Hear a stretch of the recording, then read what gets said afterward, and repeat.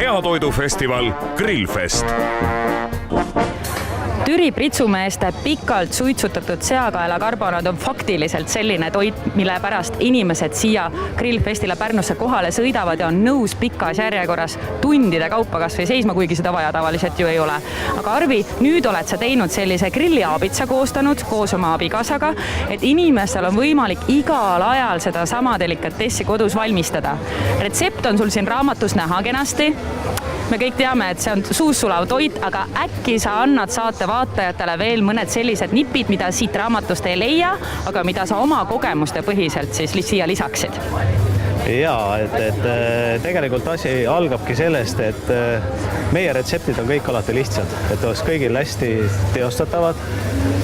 Mingit saladusi asju siin ei ole, tegemist peab olema sul korralik liha, kindlasti see on number 1, mis sul olemas peab olema, sool-pipar peab sul olemas olema ja väga hea seltskond ja sõpruskond peab olema. Ja seda liha kindlasti ei saa muud moodi teha, kui te peate omama korraliku barbecue-ahju. Nii lihtne see ongi.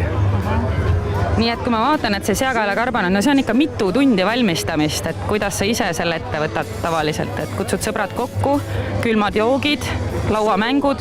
Jaa, just, et tegelikult see on pikk protsess, et ütleme niimoodi, et kui grillipidu pidada, siis tegelikult tulebki oma aeg planeerida selliselt, et sa kiirustada ei tohiks, lepid sõpradega kokku, mis menüüsse päeval paned, hommikupoole alustad kergete roogadega ja muidugi see liha tuleb kõigepealt ette valmistada ja panna mõnusalt ahju suitsema, madala temperatuuriga ja head peod kestavad alati kuni 12 tundi.